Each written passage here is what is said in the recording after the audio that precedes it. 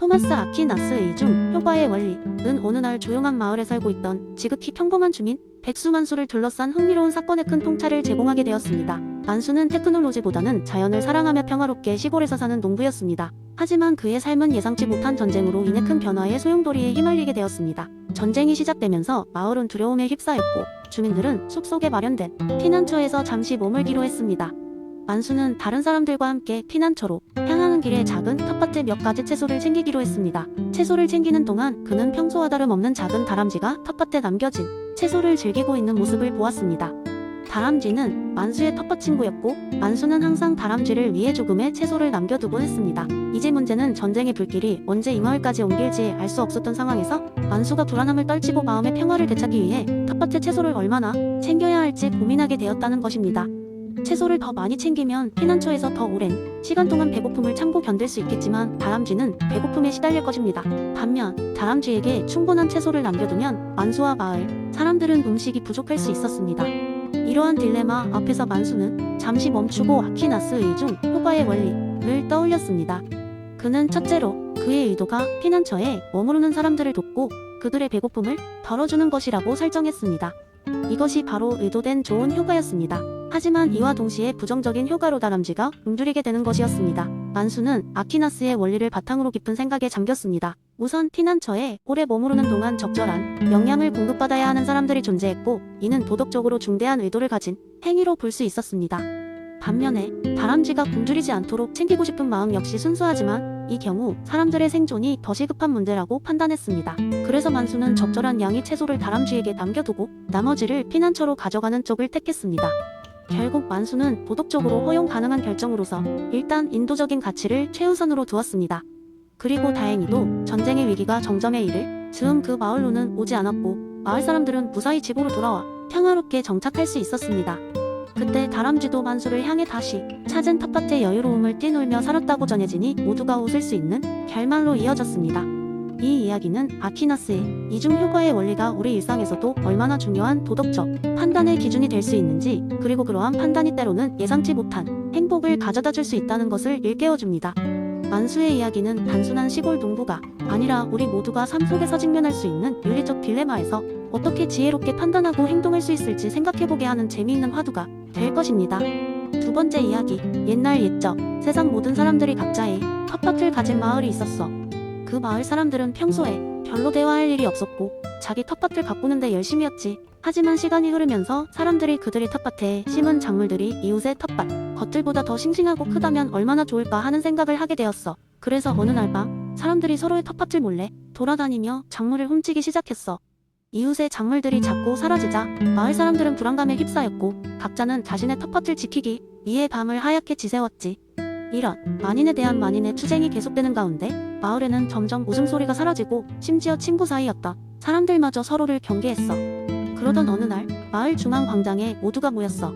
한 명 한 명 뿔뿔이 흩어져 살기엔 너무 힘들었기 때문이었지.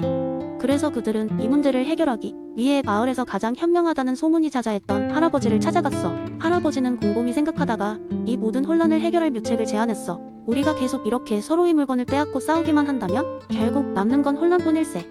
그렇다면 우리가 서로 도울 수 있는 방법을 찾아야 해. 모두가 동의할 수 있는 규칙을 만들고 그 규칙을 지킬 담당자를 세워보는 건 어떻겠나? 사람들은 처음에는 그 말에 반신반의했지. 규칙을 만든다고 해서 모두가 지킬까 싶었거든. 하지만 마을을 떠나기도 어렵고 더 이상 이렇게 살 수는 없다는 생각에 결국 모두 고개를 끄덕였어. 협의 끝에 마을에서 가장 공평하다고 소문난 사람을 주권자로 뽑고 그 사람이 정한 규칙을 따르기로 했어. 그 주권자는 마을의 법을 집행하고 규칙을 어기면 어떻게 될지 경고했지. 주권자는 절대적인 권력을 가지고 있었지만 그의 목적은 마을 사람들을 위한 질서와 평화였기에 사람들은 안심할 수 있었어. 시간이 흐르면서 마을은 다시 활기를 띠기 시작했어. 이웃끼리 돕고 서로의 작물이 잘 자라도록 나누어 가꾸기도 했지. 주권자는 이 모든 과정을 지켜보며 미소를 지었고 사람들이 서로를 존중하고 무엇보다도 평화롭게 살아가는 모습을 관찰했어. 그리하여 마을은 비로소 진정한 의미의 사회계약을 통한 평화로운 공동체로 거듭났단다. 이 마을의 이야기는 토마스 홉스의 사회계약서를 동화처럼 보여주는 재미있는 일화가 되었어. 혼란을 피하고 질서를 유지하기 위해 사람들은 서로 계약을 하고 절대 권력을 가진 주권자를 통해 안정과 평화를 찾아낸 것이지. 그리고 무엇보다 중요한 건 그 과정에서 서로를 존중하는 법을 배웠다는 거야. 그래서 더욱 오래도록 행복하게 살 수 있었던 거지.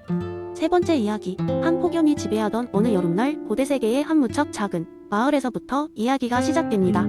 이 마을은 리보티우스라고 불렸는데 그곳의 주민들은 매우 특별했습니다.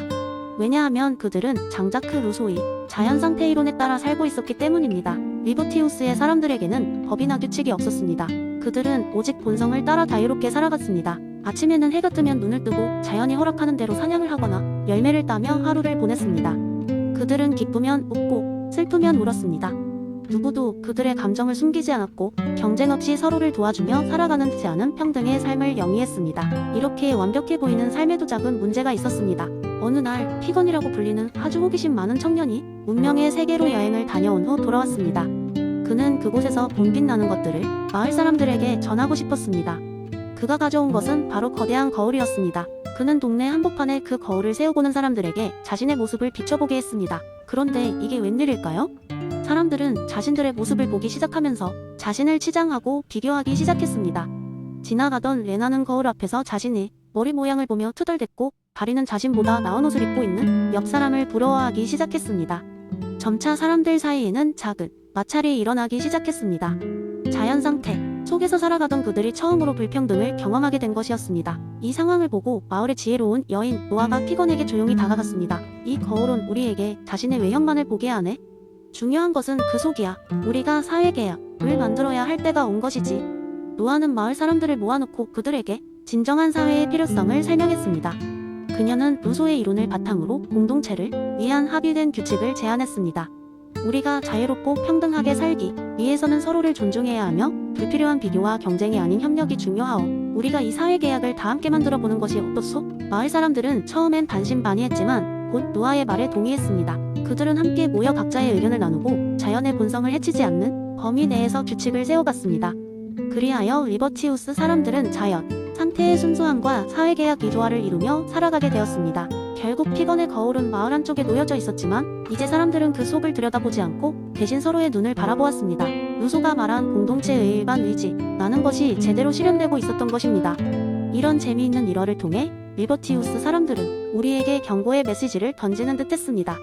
자유와 평등은 끊임없는 노력과 상호, 존중을 통해서만 진정한 의미를 가질 수 있다는 것을 말입니다. 네 번째 이야기 한 번은 작은 마을에 제임스라는 젊은 교수가 있었습니다. 그는 대학에서 철학을 가르치며 학생들과 함께 세상의 문제를 해결하고자 하는 열정이 넘쳤습니다. 어느 날 제임스는 학생들에게 피터 싱어의 효율적 이타주의에 관한 강의를 하게 되었습니다. 그는 이 강의가 학생들의 사고방식을 바꾸고 더 나아가 세계에 긍정적인 영향을 미칠 것이라고 생각했습니다. 강의는 학생들 사이에서 큰 폭발을 일으켰습니다. 특히 에밀리라는 학생은 이 사상에 깊은 감명을 받았습니다. 에밀리는 주말마다 동네의 유기견 보호소에서 자원봉사를 하며 동물들을 돌보는 것을 자신의 사명이라고 생각해왔습니다. 하지만 그녀는 제임스 교수의 강의를 들은 후 자신의 시간과 자원이 최선의 방법으로 사용되고 있는지 의문을 가지기 시작했습니다. 에밀리는 효율적 이타주의를 실천해보기로 결심하고 데이터를 기반으로 자신이 가장 효과적으로 기여할 수 있는 방법을 찾기 시작했습니다. 그녀는 동물보호소에서의 활동을 넘어 어떻게 하면 동물복지의 전반적인 개선에 기여할 수 있을지를 고민했습니다. 그녀는 여러 연구를 읽어보고 그중 하나가 눈에 확 들어왔습니다. 바로 대규모 공장식 농장에서 발생하는 수많은 동물들의 고통을 줄이는 것에 집중하는 단체였습니다. 에밀리는 깊은 고민 끝에 결단을 내렸습니다. 유기견 보호소에서의 자원봉사를 줄이고 대신 공장식 농장을 규제하고 동물복지를 증진하는 단체에 기부하기로 한 것입니다.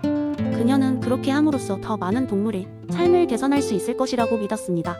이 변화를 주시하던 친구들은 에밀리의 선택에 처음에는 의아해했습니다. 너 유기견들을 그토록 사랑했잖아. 왜 갑자기? 하고 묻던 그들에게 에밀리는 그녀의 선택의 이유를 설명했습니다. 내가 이전에 돌보던 강아지들은 사랑스럽고 가깝게 느껴졌어. 그래서 내가 그들을 직접 도와주는 일이 가치 있다고 생각했지.